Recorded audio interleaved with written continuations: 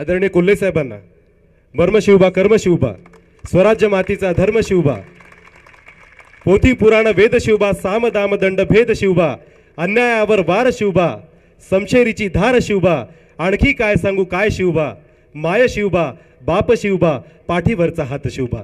आदरणीय कोल्हे साहेब आपण टाळ्या वाजवा, प्रचंड टाळ्या झाल्या पाहिजेत ज्यांची आपण आतुरतेने वाट बघत होतो। खासदार अमोलजी कोल्हे साहेब स्वराज्य रक्षक संभाजी मालिकेद्वारे घराघरापर्यंत पोहोचले आदरणीय कोल्हे साहेब। आदिशक्ती तुळजाभवानी, उभ्या हिंदुस्थानचा आराध्य दैवत छत्रपती शिवाजी महाराज आणि छत्रपती शिवाजी महाराजांनी या महाराष्ट्राच्या मातीतल्या माणसाला जगावं कसं हे शिकवल्यानंतर त्याच माणसाला शेवटच्या श्वासापर्यंत लढावं कसं हे शिकवणारे छत्रपती संभाजी महाराज यांच्या पवित्र स्मृतींना अभिवादन करतो। आजच्या छत्रपती शिवाजी महाराज सार्वजनिक जयंती उत्सव समिती बुलढाणाच्या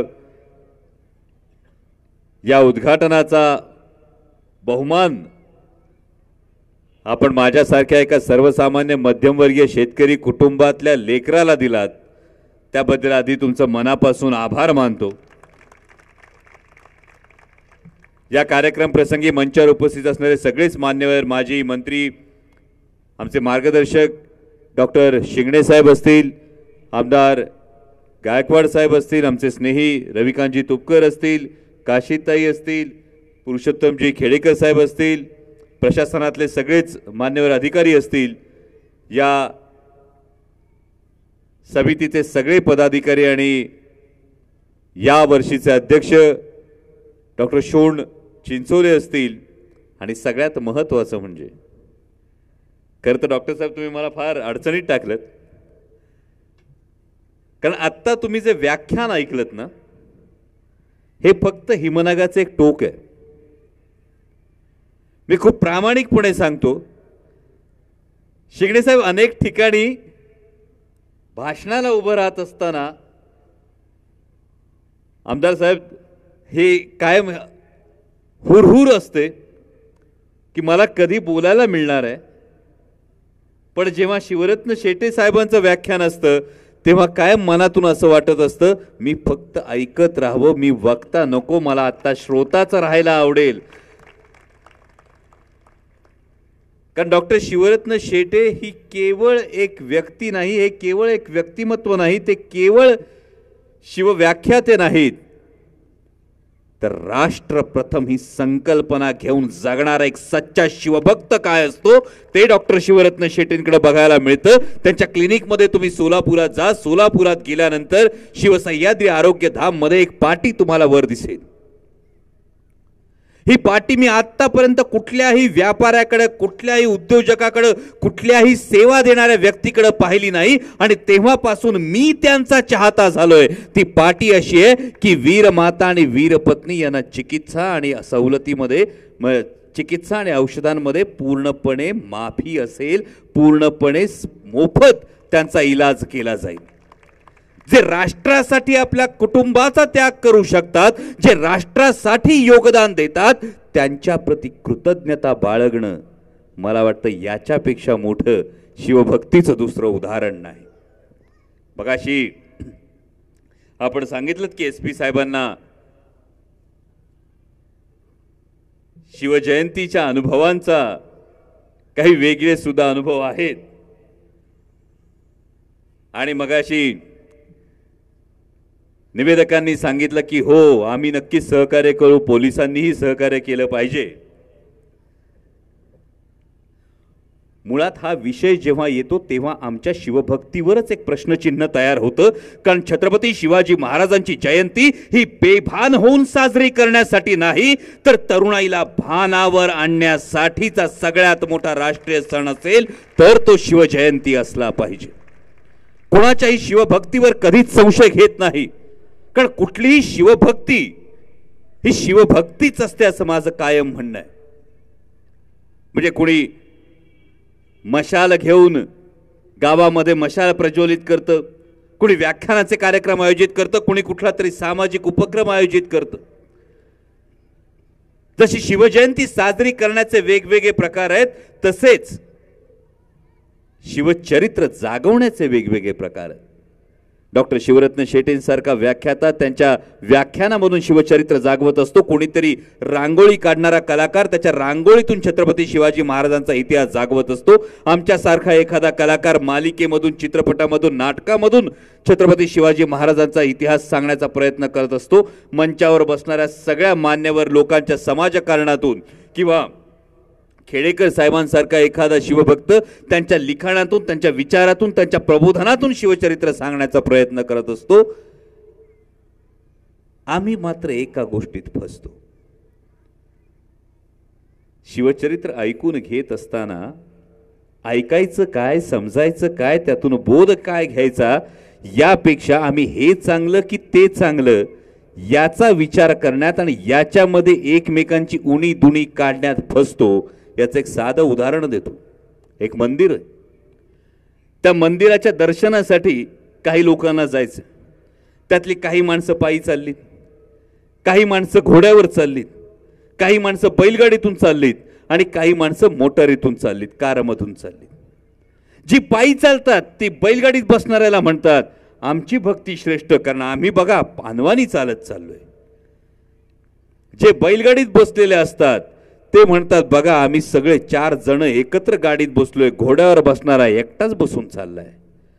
घोड्यावर बसणारा म्हणतो बघा मी अजूनही परंपरेला धरून चाललोय, गाडीत बसणारा परंपरा सोडून त्याच्या पैशाचा माज दाखवत चाललाय. आणि गाडीत बसणारा म्हणतो हे जे सगळे चाललेत हे सगळे मागासलेले आहेत, मी आधुनिकतेच्या विचारांनी चाललोय. चौघं मंदिरात जातात. मंदिरात जातात, भगवंत दर्शन देतो. भगवंताचं दर्शन झाल्यानंतर चौघे आपण कशानं आलो हे विसरून जातात आणि भगवंताच्या चरणी लीन होतात. आता महत्वाचा प्रश्न हा उरतो, भक्तीचा मार्ग महत्वाचा की भक्तीचा भाव महत्वाचा, हा प्रश्न महत्वाचा उरतो. आणि जेव्हा आपण भक्तीचा भाव महत्वाचा ही गोष्ट मानतो तेव्हा शिवभक्ती, शिवचरित्राची भक्ती ही कोणत्याही मार्गाने केली तरी सुद्धा ती भगवंतापर्यंत पोहोचली पाहिजे. हा भक्ती भगवंतापर्यंत पोहोचली पाहिजे तर शिवचरित्राची भक्ती कोणापर्यंत पोहोचली पाहिजे. साधा सरळ हिशोब, साधा सरळ सवाल आहे. शिवचरित्राची भक्ती कुणापर्यंत पोहोचली पाहिजे. हा हा जे शिवचरित्र ज्यासाठी आहे, ज्या शिवचरित्राचा सगळ्यात मोठा बोध आहे, जे मगाशी शेटे सरांनी सांगितलं हे राज्य कुणा एका आडनावाचं नव्हतं, हे राज्य कुणा एका धर्माचं नव्हतं, हे राज्य कुणा एका जातीचं नव्हतं, हे राज्य कुणा एका घराण्याचं नव्हतं, तर हे राज्य 18 पगड जातीच्या रयतेचं होतं. तर ती भक्ती त्या रयतेपर्यंत पोहोचली पाहिजे. त्या लोककल्याणाची प्रेरणा त्या भक्तीतून मिळाली पाहिजे. आज जेव्हा आम्ही सांगतो राजकीय भाषण नाही, त्यामुळे राजकीय एक अवाक्षर मी यातून काढणार नाही, पण समाजाची जी परिस्थिती आहे त्याचा मात्र विचार करावा लागतो. का अभ्यासायचं शिवचरित्र, का जागर मांडायचा शिवचरित्राचा. शिवचरित्र म्हणजे केवळ 7 घटना नाहीत. शिवचरित्र म्हणजे केवळ स्वराज्याची शपथ घेतली, स्वराज्याची शपथ घेतली, तोरणावर भगवा फडकवला, त्यानंतर अफजल खानाचा वध केला, त्यानंतर शाहिस्ते खानाची बोटं छाटली, आग्र्याला औरंगजेबाच्या हातावर तोरी दिला आणि महाराजांनी राज्याभिषेक करवून घेतला. एवढं शिवचरित्र असेल तर केवळ गोष्टीचं पुस्तक तयार होईल. एक सगळ्यात मोठी प्रेरणा आहे की जेव्हा पाश्चात्य जगानं ज्या लोकशाहीची व्याख्या केली, अब्राहम लिंकन यांनी लोकशाहीची व्याख्या केली, by the people for the people, ही जी संपूर्ण व्याख्या केली, या व्याख्येनुसार लोकशाही आली असं म्हणतात. पण त्याच्या कितीतरी वर्ष आधी माझ्या छत्रपतींनी याच मातीत रयतेचं राज्य स्थापन करून दाखवलं होतं. त्यामुळे त्या मूल्यांशी आपल्याला प्रामाणिकता बाळगली पाहिजे, त्या मूल्यांशी आपल्याला इमान ठेवलं पाहिजे. आणि जेव्हा या संपूर्ण गोष्टी आपण म्हणतो तेव्हा छत्रपती शिवाजी महाराजांचं शिवचरित्र केवळ या 7 घटनांमध्ये जाण्यापेक्षा त्या प्रत्येक घटनेची नेमकी प्रेरणा काय आहे, या पलीकडे शिवचरित्र काय आहे. म्हणजे जगातलं सर्वोत्तम सोशल इंजिनिअरिंगचं उदाहरण बघायचं असेल तर ते छत्रपती शिवाजी महाराजांचं अष्टप्रधान मंडळ आहे. विचार करा, आज मी परवाही संसदेच्या भाषणात बोललो होतो की लहानपणी शाळेत आम्ही शर्टाच्या कोपऱ्यात लिमलेटची गोळी तोडून मित्राला द्यायचो. तेव्हा हा फरक पडत नव्हता मित्राचं नाव अमित आहे की अमजद. तेव्हा हा फरक पडत नव्हता मित्र दलित आहे की सवर्ण. तेव्हा हा फरक पडत नव्हता मित्र माझ्या जातीचा आहे की नाही. जर लहानपणी तुमच्या मैत्रीमध्ये जात आणि धर्म नव्हता तर नंतर तुम्हाला कळायला लागलं जेव्हा कास्ट सर्टिफिकेटवर जात यायला लागली. नंतर तुम्हाला कळायला लागलं जेव्हा वेगवेगळ्या व्यासपीठांमधून तुमच्या डोक्यामध्ये हे समाजात वेगवेगळ्या फूट पाडणारे गोष्टी आणि विचार भरवण्यात यायला लागले. विचार करा, छत्रपती शिवाजी महाराज की जय असा मागून आवाज आला. छत्रपती शिवाजी महाराजांचा अष्टप्रधान मंडळाचा विचार करा. पेशवे कोण होते, सुरनीस कोण होते, सरसेनापती कोण होते, गुप्तहेर खात्याचा प्रमुख कोण होता, चिटणीस कोण होते. या सगळ्या 18 पगड जाती वेगवेगळ्या आहेत. 18 पगड जाती वेगवेगळ्या, त्यांची गुणवैशिष्ट्य वेगळे आहेत. पण या सगळ्या जातींना एकत्र घेऊन एका विधायक कार्यासाठी गुंफणं इथं शिवचरित्र आहे. आणि म्हणून छत्रपती शिवाजी महाराज की जय म्हणत असताना हा विचार करणं गरजेचं आहे की जाती आणि धर्म दगडासारखे आहेत, गरजेचे आहेत. जात आणि धर्म दोन्ही दगडासारखे आहेत आणि दोन्ही गरजेचे आहेत. विचार फक्त हा करायचा आहे की जर त्या दगडाची भिंत बांधली तर समाज तुटतो आणि त्या दगडाने पूल बांधला तर समाज जोडला जातो. जर जोडण्याचं काम करायचं असेल तर आपण शिवभक्त म्हणून घ्यायला पात्र आहोत. कारण मी नेहमी याचं उदाहरण देतो की मी कोणत्या जातीत, कोणत्या धर्मात, कोणत्या पंथात, कोणत्या प्रांतात जन्माला आलो. कोणी एंट्रन्स दिली होती? दिली होती? आठवतंय कोणाला? मला बुलढाण्यात जन्माला घाल, एंट्रन्स देऊन आलोय. एंट्रन्स मध्ये 80 मार्क पडले म्हणून मी बुलढाण्यात जन्माला आलो. एंट्रन्स आहे. बर, मी अमुक धर्मात जन्माला येण्यासाठी मला एवढे मार्क पडले स्वर्गात, आठवतंय कोणाला? मग अमुक जातीत जन्माला येण्यासाठी एवढे मार्क पडलेत, आठवतंय कोणाला? नाही ना. मग ज्या गोष्टीत तुमचं कॉन्ट्रीब्युशनच नाही त्या गोष्टीचा अहंकार किंवा न्यूनगंड बाळगण्याचं कारण काय? सगळ्यात महत्वाची गोष्ट लक्षात घ्या, ज्या गोष्टीमध्ये आपलं कॉन्ट्रीब्युशनच नाही. कारण मी कोणत्या पंथात, कोणत्या प्रांतात, कोणत्या जातीत, कोणत्या धर्मात जन्माला येणार हे माझ्या हातात कधीच नसतं. पण माझ्या कर्तृत्वानं माझं व्यक्तिमत्व मी अशा उंचीवर नेऊन ठेवलं पाहिजे की माझा माझ्या जातीला, माझा माझ्या पंथाला, माझा माझ्या प्रांताला आणि पर्यायानं माझा माझ्या राष्ट्राला अभिमान वाटेल. ही जेव्हा राष्ट्रभावना आपण जागृत करतो, ही राष्ट्रभावना छत्रपती शिवाजी महाराजांनी जागृत केली. विचार करा, इथून मागचा प्रत्येक वेळचा इतिहास काढा. इतिहासामध्ये असं कळतं राजा रणांगणात पडला आणि नंतर सैन्याची पांगापांग झाली. खूप जुन्या इतिहासातल्या गोष्टी काढा. राजा रणांगणात पडला, राजा आघाडीवर नव्हता आणि सैन्याची पांगापांग झाली. अनेक गोष्टी आहेत. छत्रपती शिवाजी महाराजांचं चरित्र का अभ्यासावं याचं एक फार मोठं कारण आहे. जगाच्या इतिहासातलं एकमेव उदाहरण आहे. स्वराज्य रक्षक छत्रपती संभाजी महाराजांनी बलिदान दिल्यानंतर 18 वर्ष राजा आघाडीवर नसताना सुद्धा सर्वसामान्य रयत लढली आणि औरंगजेबाची कबर या दख्खनच्या मातीत खोदली. हे सगळ्यात मोठं उदाहरण केवळ पराक्रमाचं नाही, केवळ शौर्याचं नाही, तर त्याचं मूळ जेव्हा आपण बघायला जातो तेव्हा तो गाभा आहे तो छत्रपती शिवाजी महाराजांनी जी राष्ट्र भावना या मातीत आणि या मातीतल्या माणसांमध्ये निर्माण केली. कारण तिथे राजा किंवा सिंहासनावर बसलेली व्यक्ती ही सर्वे सर्वा होत नाही, तर तिथे राष्ट्र हे सर्व सर्वा होतं. तिथे राष्ट्राची प्रेरणा ही सगळ्यात मोठी होते. आणि जेव्हा आपण राष्ट्राची प्रेरणा म्हणतो, जेव्हा आपण सामाजिक उदाहरण बघतो, मगाशी शेटे सरांनी उदाहरण दिलं राज्याभिषेकाचं. हा राज्याभिषेक म्हणजे जिजाऊ मासाहेबांचं, राष्ट्रमाता जिजाऊ मासाहेबांचं स्वप्नपूर्ती होतच.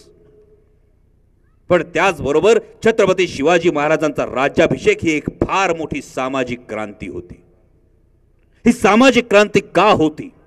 तर तोपर्यंतचा प्रत्येक सम्राट जेव्हा शपथ घ्यायचा तेव्हा त्याचा राजदंड हा त्याच्या धर्मगुरूच्या हाती असायचा आणि त्याच्या धर्मगुरूच्या हाती राजदंड घेऊन कोणताही सम्राट कोणताही राजा शपथ घ्यायचा की माझा राजदंड मी माझ्या धर्मगुरूच्या हातात देतोय आणि जर माझ्याकडून काही अनुचित प्रकार घडला तर माझा धर्मगुरू माझ्या मस्तकावर या राजदंडाचा प्रहार करून मला पदच्युत करेल. याचा अर्थ धर्मसत्ता ही राजसत्तेपेक्षा वरचढ होती. छत्रपती शिवाजी महाराजांचा राज्याभिषेक ही सामाजिक क्रांती ठरते, कारण छत्रपती शिवाजी महाराजांनी राजदंड हा स्वतःच्या हातात ठेवला. धर्मसत्ता ही राजसत्तेच्या वरचढ असू नये, तर धर्मसत्ता आणि राजसत्ता दोघींनी एकमेकाच्या खांद्याला खांदा लावून लोककल्याणासाठी काम करावं, हा दंडक छत्रपती शिवाजी महाराजांनी घालून दिला. आणि हे उदाहरण, हे शिवचरित्र आपल्याला अभ्यासलं पाहिजे. म्हणजे विशेषतः मातृतीर्थ बुलढाणा जिल्ह्यात आल्यानंतर तर खरोखर या मातीला नतमस्तक व्हावं असं वाटतं. कारण राष्ट्रमाता जिजाऊ मासाहेबांचं नेमकं योगदान काय, तर छत्रपती शिवाजी महाराजांच्या स्वराज्यापेक्षा आकारानं मोठी असलेली अनेक राज्य जगाच्या पाठीवर होऊन गेली. छत्रपती शिवाजी महाराजांच्या स्वराज्यापेक्षा वैभवानं मोठी असलेली सुद्धा अनेक राज्य जगाच्या पाठीवर होऊन गेली असतील, परंतु छत्रपती शिवाजी महाराज हे नाव घेतलं की 350 वर्षांनंतर सुद्धा त्या मातीतल्या माणसांचा ऊर अभिमानानं भरून येतो. हे भाग्य जगातल्या कुठल्याही राजाच्या नशिबी नाही. आणि हे भाग्य कुठल्याही राजाच्या नशिबी नाही याचं सगळ्यात महत्वाचं कारण म्हणजे छत्रपती शिवाजी महाराजांच्या स्वराज्याला राष्ट्रमाता जिजाऊ मासाहेबांनी दिलेलं नैतिक अधिष्ठान. यश प्रत्येकाला मिळतं. कुणाचाही बंगला होतो, तुम्ही बघत असाल, कुणाचा 4 मजली बंगला होतो, कुणाचा 11 खोल्यांचा बंगला होतो. मगाशी शेटे सरांनी सांगितलं, काही प्रशासकीय अधिकाऱ्यांचा इथं उद्धार होतो आणि काही प्रशासकीय अधिकाऱ्यांचा इथं गौरव होतो. तुम्ही आयुष्यात काहीही बनता, तुम्ही आयुष्यात काहीही करता, तुम्ही आयुष्यात कितीही यश मिळवता, ते शाश्वत आहे की क्षणभंगूर हे ठरवणारी एक गोष्ट असते, ती म्हणजे नैतिक अधिष्ठान. जर नीतिमत्तेने एखादी गोष्ट केली तर ती शाश्वत असते, ही गोष्ट कायम ध्यानात ठेवा.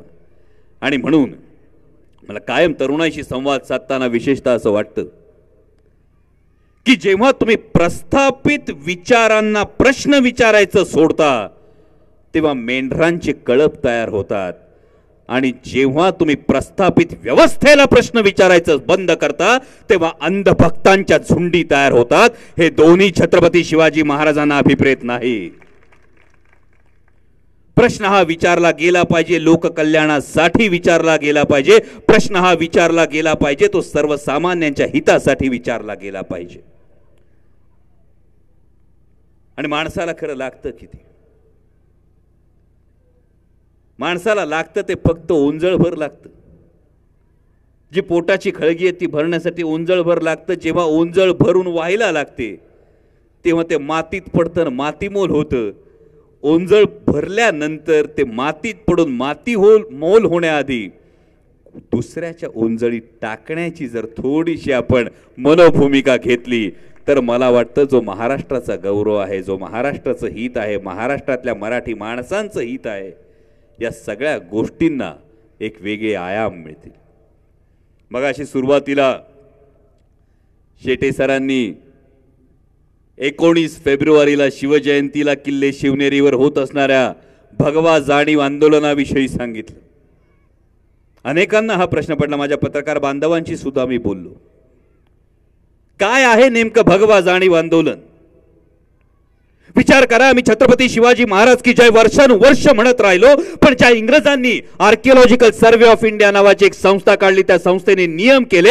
गेल्या 75 वर्षात, स्वातंत्र्याला 75 वर्ष झाली तरी माझ्या राजांच्या जन्मभूमीवर किल्ले शिवनेरीवर आजही छत्रपती शिवाजी महाराजांचा भगवा ध्वज नाही. प्रश्न विचारू नको, बोलू नको. गेले 3 वर्ष सातत्यानं मागणी करतो. आणि म्हणून यावेळी किल्ले शिवनेरीवर होत असलेल्या शिवजयंतीच्या शासकीय कार्यक्रमावर मी बहिष्कार घातलाय. आणि मला खरंच कमाल वाटली छत्रपती शिवाजी महाराजांचा विषय असताना सुद्धा यावर राजकीय हेतून टिप्पणी करणाऱ्या माणसांची. कोणीतरी म्हणालं की अमोल कोल्हे फक्त नट आहेत. ते असेच कुठं खासदार होतील? माझं म्हणणं फार सोपं आहे. और नट खासदार या सगळ्या क्षणभंगूर ओळखी आहेत. त्यापेक्षा अमोल कोल्हेची फार महत्वाची ओळख आहे, ती म्हणजे अमोल कोल्हे शिवभक्त आहे आणि ही ओळख कोणी काढून घेऊ शकत नाही.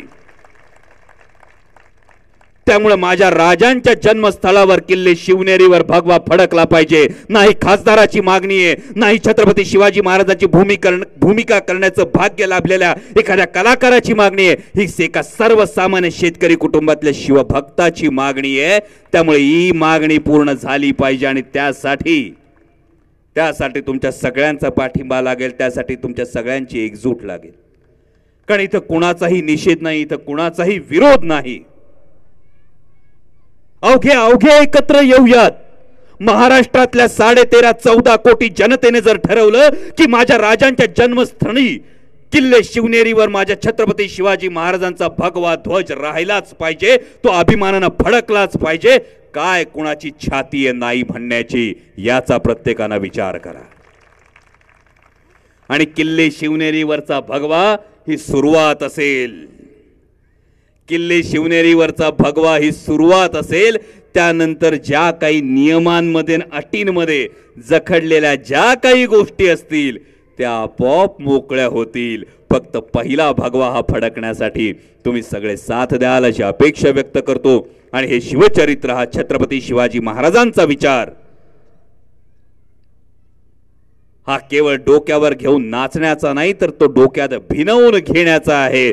छत्रपती शिवाजी महाराजांची आरती करण्यापेक्षा छत्रपती शिवाजी महाराजांच्या आयुष्यातला, त्यांच्या प्रेरणेचा एक क्षण आपल्या आयुष्यात अंगीकारला तर मला वाटतं छत्रपती शिवाजी महाराज या मातीच्या कणाकणात मराठी माणसाच्या मनामनात आहेत, याचा प्रत्येक ठिकाणी येत राहील. याच आशेवर छत्रपती शिवाजी महाराजांना पुन्हा एकदा त्रिवार मानाचा मुजरा करतो आणि छत्रपती ज्यांच्या रक्तात भिनलेले आहेत अशा तुम्हा प्रत्येकाला याच जबाबदारीची जाणीव करून देत थांबतो. धन्यवाद. जय शिवराय.